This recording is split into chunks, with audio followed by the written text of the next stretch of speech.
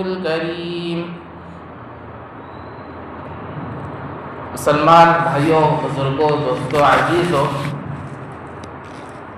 قرآن مجید کی آیات حدیث پاک کی روشنی میں آپ حضرات کے سامنے آج کے اس جمعہ کے اندر جس عنوان پر گفتگو کرنا ہے، جو بات عرض کرنا ہے، وہ ہے مسلمانوں کو اپنے گھروں میں کیسے رہنا چاہیے، گھر میں رہنے کے کیا اصول ہونا چاہیے،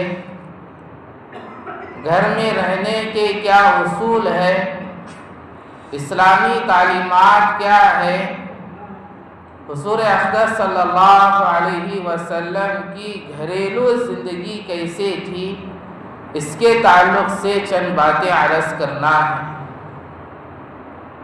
پہلی بات یہ ہے کہ مسلمانوں کو اپنے گھروں میں کیسے رہنا چاہیے اور دیگر دوسرے مذہب والے غیر مسلم، یہودی، عیسائی وہ اپنے گھروں میں کیسے رہتے ہیں، کیا فرق ہے کہ مسلمانوں کو اپنے گھروں میں کیسے رہنا چاہیے، اسلامی تعلیمات کیا ہے، ایک مسلمان کو اپنے گھر میں کیسے رہنا چاہیے۔ اس کے لیے ہمارے پیارے نبی امام الانبیاء محمد الرسول اللہ صلی اللہ علیہ وسلم کی پیاری زندگی، حضور اقدس صلی اللہ علیہ وسلم جی اپنے گھر والوں کے ساتھ کیسے رہتے تھے، حضور اقدس صلی اللہ علیہ وسلم کی گھریلو زندگی کیسے تھی۔ ایک ہے حضور کی باہر کی زندگی، ایک ہے گھریلو زندگی اندر کی۔ حضور کی باہر کی زندگی کو دیکھنے والے ہزاروں صحابہ موجود تھے، جنہوں نے حضور کی باہر کی زندگی کو دیکھا، دیکھ کر کے سیکھا، سیکھ کر کے عمل کیا اور دوسروں تک پہنچایا۔ ایک ہے حضور کی اندرونی زندگی، گھریلو زندگی، جس کو سیکھنے والی، دیکھنے والی امہات المؤمنین ہیں۔ حضور کی بیویاں امہات المؤمنین کہلاتی ہے، ہم سب کی مائیں کہلاتی ہے۔ امہات المؤمنین کا ہم پر بہت بڑا احسان ہے کہ جنہوں نے حضور کی گھریلو زندگی کو دیکھی، دیکھ کر کے سیکھی، سیکھ کر کے عمل کی اور آگے امت کی ماؤں تک پہنچائی۔ حضرات صحابہ جی حضور کی گھریلو زندگی کو دیکھ کر کے اسی کے مطابق اپنی زندگی گزارتے۔ حضرات صحابہ کے گھر کیسے تھے، حضرات صحابہ کے گھروں کا ماحول کیسا تھا؟ روایتوں میں ہے، اہل علم نے لکھا ہے، جنگ کے اندر جو کافر گرفتار ہو کر کے آتے تھے، حضور صلی اللہ علیہ وسلم ان کافروں کو مدینے میں موجود صحابہ کے گھروں میں قیدی کی حیثیت سے رکھتے تھے۔ کافر لوگ صحابہ کے گھروں میں قیدی کی حیثیت سے رہتے، صحابہ کے گھروں کے ماحول کو دیکھتے، صحابہ کے گھروں کے اسلامی ماحول کو دیکھ کر کے کافر قیدی اسلام قبول کرتے، ایمان قبول کرتے۔ کافر قیدی صحابہ کے گھروں کے ماحول کو دیکھ کر کے ایمان قبول کرتے، تو پھر بتاؤ ان صحابہ کی اخلاقی زندگی، معاملاتی زندگی، معاشرتی زندگی کیسی ہوگی؟ تو مسلمانوں کو اپنے گھروں میں کیسے رہنا چاہیے، حضور صلی اللہ علیہ وسلم کی گھریلو زندگی ہے۔ چنانچہ روایتوں کے اندر حضور صلی اللہ علیہ وسلم نے بتایا کہ مسلمانوں، ایمان والوں، تم اپنے گھروں میں کیسے رہنا چاہیے۔ چنانچہ قرآن مجید کی پہلی آیت میں اللہ رب العزت ارشاد فرماتے ہیں، وَاللَّهُ جَعَلَ لَكُم مِّن بُيُوتِكُمْ سَكَنًا، اللہ نے بنایا ہے تمہارے لیے تمہارے گھروں کو سکون اور آرام کی جگہ۔ اس آیت میں اللہ رب العزت نے گھروں کو سکون کہا ہے، سکون کی جگہ کہا ہے۔ آج اکثر مسلمانوں کی شکایتیں رہتی ہے کہ گھروں میں سکون نہیں ہے، گھروں میں چین نہیں ہے، جھگڑے ہیں۔ کیوں؟ کیا وجہ؟ اگر ہم نے اپنے گھر کی زندگی حضور صلی اللہ علیہ وسلم کی گھریلو زندگی کی طرح بنا دے تو پھر اس گھر میں راحت، چین، سکون، برکتیں اس گھر میں دیکھنے کو ملتی۔ حضور صلی اللہ علیہ وسلم کی گھریلو زندگی روایتوں میں بھری پڑی ہے۔ اس آیت میں اللہ رب العزت نے گھر کو سکون کی جگہ کہا ہے۔ گھر واقعتاً اللہ کی بہت بڑی نعمت ہے۔ گھر ہی ہے جہاں انسان اپنی عزت کی حفاظت کرتا ہے۔ گھر وہ جگہ ہے جہاں عورت اپنی عزت کی حفاظت کرتی ہے۔ اسی لیے قرآن مجید کی دوسری آیت میں اللہ رب العزت ارشاد فرماتے ہیں وَقَرْنَ فِي بُيُوتِكُنَّ وَلَا تَبَرَّجْنَ تَبَرُّجَ الْجَاهِلِيَّةِ الْأُولَى، یہ عورتوں تم اپنے گھروں میں گھری رہو زمانے جاہلیت کی طرح، زمانے جاہلیت کی عورتوں کی طرح بن سنور کر، سج کر، زینت اظہار کر کے گھر سے باہر نہ نکلو۔ اگر گھر سے باہر نکلنا ہے، یہ ضرورت ہے، شرعی پردے کے ساتھ گھر سے باہر نکلو۔ حضور صلی اللہ علیہ وسلم کی گھریلو زندگی، گھر کے ماحول کو اسلامی ماحول بنانے کے لیے علماء نے لکھا ہے سب سے پہلا بنیادی اصول نمبر 1 کہ گھر شرکیہ کاموں سے پاک ہونا چاہیے، گھر کفریہ کاموں سے پاک ہونا چاہیے۔ مسلمان کا گھر ہے، ایمان والے کا گھر ہے، شرکیہ کام ہے، کفریہ کام ہے، یہ ہرگز نہیں ہو سکتا ہے۔ الذین آمنوا ولم یلبسوا ایمانهم بظلم اولئک لهم الامن واولئک هم المهتدون، جو لوگ ایمان لے آئے ولم یلبسوا ایمانهم بظلم، آیت میں ظلم سے ظلم بمعنی مراد نہیں ہے، ظلم سے کفر ہے، ظلم سے شرک ہے۔ الذین آمنوا ولم یلبسوا ایمانهم بظلم، جو لوگ ایمان لے آئے اور اپنے ایمان کو کفر سے پاک رکھا، اپنے ایمان کو شرک سے پاک رکھا، اللہ فرماتے ہیں اولئک لهم الامن، یہ امن والے ہیں۔ اللہ فرماتے ہیں اولئک هم المهتدون، یہ ہدایت والے لوگ ہیں، یہ ہدایت یافتہ لوگ ہیں۔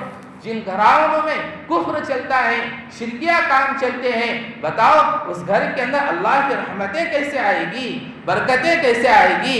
تو پھر اس گھر کے اندر نفرتیں، جھگڑے اور آپس میں نفرتیں، لڑائیاں اور بیماریوں کی زندگیاں، ہاسپٹلوں کی زندگیاں، پڑوسوں کی زندگیاں نہیں رہے گی تو اور کیا ہوگا؟ ایمان والوں کے گھر میں شرکیہ کم، کفریہ کم، یہ سوچا بھی نہیں جا سکتا ہے۔ گھر کا ماحول اسلامی ماحول بنانے کے لیے علماء نے لکھا ہے سب سے پہلا بنیادی اصول نمبر 1 کہ گھر شرکیہ کاموں سے پاک ہونا چاہیے، گھر کفریہ کاموں سے پاک ہونا چاہیے۔ قرآن مجید کی دوسری آیت میں اللہ رب العزت ارشاد فرماتے ہیں یا ایھا الذین آمنوا لا تدخلوا بیوتا غیر بیوتکم حتی تستأنسوا وتسلموا علی اہلها، اللہ فرماتے ہیں اے ایمان والو جب تم کسی کے گھر میں داخل ہو تو اجازت لے کر کے داخل ہو۔ آج ماحول کیا ہے؟ پڑوسی آدمی بھی باجو والے کے گھر میں اجازت کے بغیر کچن تک چلا جاتا ہے، بیڈ روم تک چلا جاتا ہے۔ اس کے کیا نقصانات ہوتے ہیں وہ ایک الگ موضوع ہے۔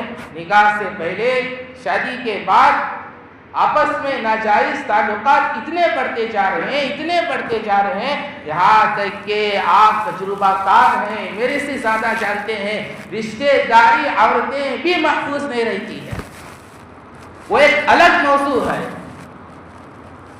قرآن مجید کی ایک دوسری آیت میں اللہ رب العزت ارشاد فرماتے ہیں وَأْمُرْ أَهْلَكَ بِالصَّلَاةِ وَاسْتَبِرْ عَلَيْهَا لَا نَسْأَلُكَ رِزْقًا نَحْنُ نَرْزُقُكَ وَالْعَاقِبَةُ لِلتَّقْوَىٰ، یہ قرآن کی آیت ہے اور یہ آیت محمد رسول اللہ صلی اللہ علیہ وسلم پر نازل ہوئی ہے۔ گھر کے اندر مصیبت آ جائے، پریشانی آ جائے، حضور صلی اللہ علیہ وسلم فوراً اس آیت کو تلاوت کرتے، یہ آیت پڑھ کر کے سناتے، اپنے گھر والوں کو نماز کی طرف توجہ کراتے، نماز پڑھ کر کے اللہ سے مانگ کر کے اپنے مسائل کو اللہ سے حل کراتے۔ آج ہمارے یہاں کوئی ماحول نہیں ہے، گھر میں مصیبت آ جائے، پریشانی آ جائے، فوراً ہمارا خیال نماز کی طرف ہو، فوراً ہمارا ذہن نماز کی طرف ہو، نماز پڑھ کر کے اللہ سے مانگ کر کے اپنے مسائل کو اللہ سے حل کرنے والے بن جائیں۔ حضور صلی اللہ علیہ وسلم کے گھر میں کوئی مصیبت آتی، حضرت حذیفہ فرماتے ہیں حضور صلی اللہ علیہ وسلم قرآن کی اس آیت کو پڑھ کر اپنے گھر والوں کو نماز کی طرف متوجہ کرتے۔ گھر میں بڑی مصیبتیں آ گئی، بڑی پریشانی آ گئی، علماء نے لکھا ہے، اللہ والوں نے لکھا ہے کتابوں کے اندر، گھر کے اندر بچے ہیں، بیوی ہیں، رشتہ دار ہیں، شوہر ہیں، بیٹھ کر کے سورہ یاسین کی تلاوت کرو، سورہ یاسین کی تلاوت کر کے اجتماعی دعا کرو، اجتماعی دعا کر کے اللہ کے سامنے اپنی مصیبت کو رکھو۔ اللہ رب العزت گھریلو زندگی کے اندر جبکہ بیوی ہیں، بچے ہیں، شوہر ہیں، رشتہ دار ہیں، سب بیٹھ کر کے سورہ یاسین کی تلاوت کر کے اللہ سے اجتماعی دعا کر رہے ہیں، گڑ گڑا رہے ہیں، یہ اللہ کو بہت زیادہ پسند ہے۔ تمہاری اجتماعی کی دعا کی برکت سے اللہ تمہارے مسائل کو حل کر دیں گے، تمہارے مصیبتوں کو حل کر دیں گے۔ قرآن مجید کے ایک اور آیت میں اللہ رب العزت ارشاد فرماتے ہیں وَعَاشِرُوهُنَّ بِالْمَعْرُوفِ، جی اپنے گھر والوں کے ساتھ اچھا گزران کرو۔ میاں بیوی کا آپس میں اتحاد، میاں بیوی کا آپس میں پیار، میاں بیوی کی آپسی محبت، یہ اللہ کو بہت زیادہ پسند ہے۔ حدیث میں ہے سرکار دو عالم صلی اللہ علیہ وسلم ارشاد فرماتے ہیں کہ شوہر اپنی بیوی کو محبت کی نگاہ سے دیکھتا ہے اور بیوی اپنے شوہر کو محبت کی نگاہ سے دیکھتی ہے، اللہ ان دونوں کو جی اپنی رحمت کی نگاہ سے دیکھتے ہیں۔ اللہ کی رحمت کی نگاہ جس پر پڑ جاتی ہے اس کی دنیا بھی بن جاتی ہے، آخرت بھی بن جاتی ہے۔ اللہ کی محبت کی نگاہ جس پر پڑ جاتی ہے اللہ اس پر اسے بہت کچھ عطا کرتے ہیں۔ حضور صلی اللہ علیہ وسلم کی گھریلو زندگی، حضور صلی اللہ علیہ وسلم گھر کے اندر کیسے رہا کرتے تھے، یہ اور بات ہے کہ میاں بیوی کے درمیان جھگڑا ہونا، آپس میں لڑائیاں ہونا، انبن ہونا، اونچ نیچ ہونا، یہ کوئی نئی بات نہیں ہے، یہ پرانی بات ہے۔ میاں بیوی کے اندر آپس میں جھگڑے ہونا، لڑائیاں ہونا، انبن ہونا، اونچ نیچ ہونا، میں تو ہونا، یہ کوئی بری بات نہیں ہے، عیب کی بات نہیں ہے، لیکن میاں بیوی کے جھگڑوں کو نفرتوں میں پال لینا، دشمنیوں میں پال لینا، دوریاں اختیار کرنا، یہ سب سے بری اور عیب کی بات ہے۔ کبھی کبھی حضور صلی اللہ علیہ وسلم کے ساتھ بیویوں کے ساتھ انبن ہوتی تھی، اونچ نیچ ہوتی تھی۔ حضرت عمر رضی اللہ عنہ کی بیوی حضرت عمر کو جواب دے دیا۔ حضرت عمر کہنے لگے میں امیر المومنین ہوں، عمر ہوں، زمین پر حکومت کرتا ہوں، ساری دنیا مجھ سے کانتی ہے، تو مجھے جواب دیتی ہے۔ تو بیوی کیا کہنے لگی، جی حضور کے ساتھ بھی بیویوں کے اندر انبن ہوتی تھی، کبھی کبھی بیویاں بھی جواب دیا کرتی تھی۔ جب کچھ انبن ہو جاتی شام تک ازواج محترمات حضور سے بات نہیں کرتی، شام جب گھر حضور صلی اللہ علیہ وسلم آتے اپنے بیوی کے کندھے پر ہاتھ رکھتے، دباتے، بڑے پیار سے کہتے یا اللہ میری بیوی کے گناہوں کو معاف کر دے، یا اللہ میری بیوی کے دل کے غصے کو ٹھنڈا کر دے۔ یہ حضور صلی اللہ علیہ وسلم کی گھریلو زندگی تھی کہ حضور اپنے گھر کے اندر اپنے بیویوں کے ساتھ کیسے پیش آیا کرتے تھے۔ حضور صلی اللہ علیہ وسلم کی گھریلو زندگی، وہ مبارک اور پیاری زندگی، کتنے یہاں لوگ بیٹھے ہوئے ہیں دل پر ہاتھ رکھ کر کے سوچیں کیا میں نے کبھی کھانا پکاتے وقت بیوی کا ساتھ دیا، مرچ پیاز کاٹتے وقت ساتھ دیا، آٹا گوندنے میں ساتھ دیا، جھاڑو دینے میں ساتھ دیا، خدمت میں ساتھ دیا، کھانا پکاتے وقت ہاتھ بٹایا، کپڑا پھٹ گیا، سلنے کی ضرورت پڑی، ساتھ دیا۔ رسول اللہ نبیوں کا نبی ہے، امام الانبیاء ہے، اللہ کے بعد جس کا مقام ہے، جس کی رسائی عرش تک ہے، وہ محمد الرسول اللہ، جس کے صدقے میں اللہ نے پوری دنیا کو بنایا ہے، وہ محمد الرسول اللہ صلی اللہ علیہ وسلم گھر کے اندر بیوی کے کام میں ہاتھ بھی پٹا رہے ہیں، خدمت بھی کر رہے ہیں، آٹا گوندھ بھی رہے ہیں، گھر کا جھاڑو بھی دے رہے ہیں۔ اس سے پیاری اور مبارک زندگی ہمارے لیے کیا ہو سکتی ہے؟ حضور صلی اللہ علیہ وسلم کی اتنی اخلاقی زندگی، گھریلو زندگی۔ آج مسلمان کا حال کیا ہے؟ میاں بیوی آپس میں جھگڑتے نفرتیں نوبت طلاق تک پہنچ جاتی ہے، کورٹ کچہریاں چلے جاتے ہیں، کورٹ نے طلاق کا فیصلہ کیا۔ بعض دفعہ باپ چاہتا ہے کہ بچوں کو میں اپنے پاس رکھوں، بعض دفعہ ماں چاہتی ہے کہ بچوں کو میں اپنے پاس رکھوں، ننیال چاہتا ہے کہ اپنے پاس رکھوں۔ کورٹ نے فیصلہ کر دیا طلاق کا۔ باپ طلاق دینے کے بعد دوسرا نکاح کر لیتا ہے، ماں طلاق دینے کے بعد دوسرا نکاح کر لیتی ہے، لیکن ان معصوم بچوں کا کیا قصور ہے جو بیچ میں ظلم میں پستے ہیں؟ قریب میں ایک واقعہ کہ طلاق ہو گیا، طلاق ہونے کے بعد کورٹ نے فیصلہ کیا کہ بچوں کو ماں کے پاس رکھنا ہے۔ کورٹ سے باہر نکلنے کے بعد ماں اپنے بچوں کو لے کر کے جا رہی ہے۔ ایک بچہ ہے جو باپ سے بڑی محبت تھی، وہ بچہ ہاتھ جوڑ کر کے بول رہا ہے کہ مجھے اپنے باپ سے جدا نہ کرو، مجھے اپنے باپ سے جدا نہ کرو، مجھے اپنے باپ سے الگ نہ کرو۔ وہ پورے دنیا والوں سے بھیک مانگ کر کے کہہ رہا تھا کہ تم 500 روپے 1000 روپے نیچے گر جاتے ہیں، اٹھانے کے لیے اسے جھک جاتے ہو، رشتے بچانے کے لیے تم کیوں نہیں جھکتے ہو؟ انانیت کیوں لاتے ہو؟ میں پناہ کیوں لاتے ہو؟ لفظ طلاق ایک ایسا لفظ ہے جب بندہ زبان سے نکلتا ہے تو اللہ کا عرش ہل جاتا ہے۔ تو حضور صلی اللہ علیہ وسلم کی گھریلو زندگی، گھر میں رہنے کے کیا اصول ہیں، گھر میں کیسے رہنا چاہیے، علماء نے چند اصول بیان کیے ہیں۔ اگر ان اصولوں کے مطابق زندگی گزارو گے تو پھر سمجھ میں آئے گا کہ یہ انسان کا گھر ہے، یہ مسلمانوں کا گھر ہے، یہ ایمان والوں کا گھر ہے۔ اگر ان اصولوں کو چھوڑ کر کے زندگی گزارو گے، سمجھ میں بھی نہیں آئے گا کہ یہ انسان کا گھر ہے، اس گھر میں انسان بستے ہیں، یا مسلمانوں کا گھر ہے، یا جنگل میں رہنے والے درندے جانور آ کر کے بس رہے ہیں۔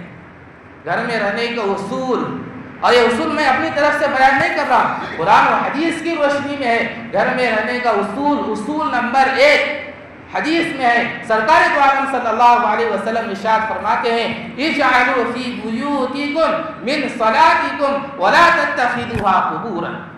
حضور ارشاد فرماتے ہیں کہ اپنے گھروں میں نماز قائم کرو، اپنے گھروں میں نماز قائم کرو۔ کون سی نمازیں؟ فرض نمازیں نہیں، فرض نمازیں مسجد میں آ کر پڑھنا فرض ہے، فرض نمازیں مسجد میں پڑھنے کا حکم ہے۔ کبھی کبھار سنتیں ہیں، نفل ہیں، اپنے گھروں میں ادا کرو۔ آگے حدیث میں وَلَا تَتَّخِذُوهَا قُبُورًا، اپنے گھروں کو قبرستان نہ بناؤ۔ کیا مطلب؟ قبرستان میں نماز ہوتی ہے، ذکر ہوتی ہے، عبادت ہوتی ہے؟ نہیں ہوتی، کچھ بھی نہیں ہوتا۔ گھر کے اندر نماز نہیں ہوگی، ذکر نہیں ہوگا، قرآن کی تلاوت نہیں ہوگی، عبادت نہیں ہوگی، تو پھر وہ گھر قبرستان ہے، مردہ گھر ہے، زندہ گھر کہا نہیں جائے گا۔ مسلمان کا گھر ہے، مسلمان کا گھر ہے۔ مسلمان کو چاہیے کہ گھر بنانے کے لیے، ذکر کے لیے، عبادت کے لیے، نماز کے لیے ایک الگ سے جگہ ہو، ایک الگ سے روم ہو، جہاں پر نماز کا ٹائم ٹیبل ہو، نماز کا چارٹ ہو، قرآن ہو، حدیث ہو، فضائل اعمال رکھی ہو، دینی کتابیں رکھی ہو۔ یہ گھر کا اسلامی ماحول کہلاتا ہے۔ گھر میں رہنے کا اصول نمبر 2 علماء نے لکھا ہے، ہر وقت اپنے بچوں کو شکریہ بولنا سکھاؤ، ہر وقت اپنے بچوں کو جزاک اللہ بولنا سکھاؤ۔ بیٹے نے پانی کا گلاس دیا، بیٹے کو جزاک اللہ بولو۔ بیوی نے دسترخوان لگائی، بیوی کو جزاک اللہ بولو۔ بیٹی نے بستر لگائی، بیٹی کو جزاک اللہ بولو۔ ہر وقت اپنے بچوں کو جزاک اللہ شکریہ بولنا سکھاؤ۔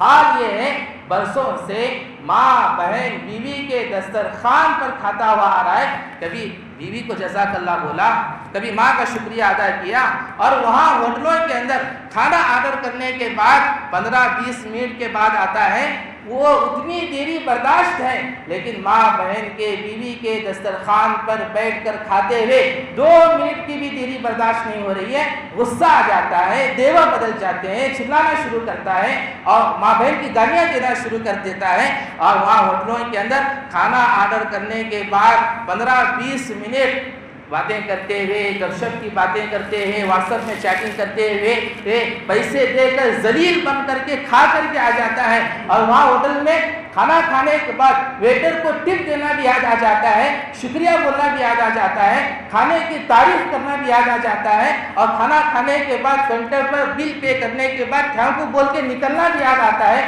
برسوں سے ماں بہن بیوی کے دسترخوان کھاتے ہوئے تبھی ماں کو جزاک اللہ بولنا یاد آیا، بیوی کا شکریہ کرنا یاد آیا کہ محترمہ آج تم نے بہترین کھانا بنایا ہے، آپ کے کھانے سے بڑی لذیذ محسوس ہوئی ہے، یہ ہدیہ آپ 500 آپ کے لیے، تبھی ایسا یاد آیا۔ بیٹا جب ماں کے ہاتھوں کا بنایا ہوا کھانا کھا کر کے ماں کا شکریہ ادا کرتا ہے تو پھر دیکھیے اس ماں کے دل سے کتنی دعائیں نکلتی ہے بیٹے کے لیے۔ ہر وقت اپنے بچوں کو شکریہ بولنا سکھاؤ، جزاک اللہ بولنا سکھاؤ، اکرام سکھاؤ، اخلاق سکھاؤ، ادب سکھاؤ، رشتہ داری سکھاؤ کہ بڑوں کے ساتھ کیسے پیش آنا ہے، چھوٹوں کے ساتھ کیسے پیش آنا ہے، رشتہ داری کی اہمیت بتاؤ، چچا کا کیا مقام ہے، خالہ کا کیا مقام ہے، رشتہ داری سکھاؤ، یہ تو پھر انسان کے بچے کہلائیں۔ گھر میں رہنے کے اصول نمبر 3، ہر وقت اپنے بچوں کو اس بات کا عادی بناؤ، بیٹے ہمیں جو مل رہا ہے، ہمیں جو کھانے کو مل رہا ہے وہ اللہ کی طرف سے ہے، ہمارا اس میں کوئی کمال نہیں ہے، اللہ ہمیں روزی دے رہے ہیں، اللہ سے ہونے کا یقین بچوں کے اندر پیدا کرو۔ گھر میں رہنے کا اصول نمبر 4، گھر میں کوئی مار پٹائی نہیں کرے گا، گھر میں کوئی کسی کو گالی نہیں دے گا، گھر میں کوئی چلا کر کے بات نہیں کرے گا، گھر کے بڑے حضرات ہیں اپنی بات کو ادب سے احترام سے پیش کریں گے، گھر کے چھوٹے حضرات ادب احترام سے اس بات کو لے کر اس بات پر عمل کریں گے۔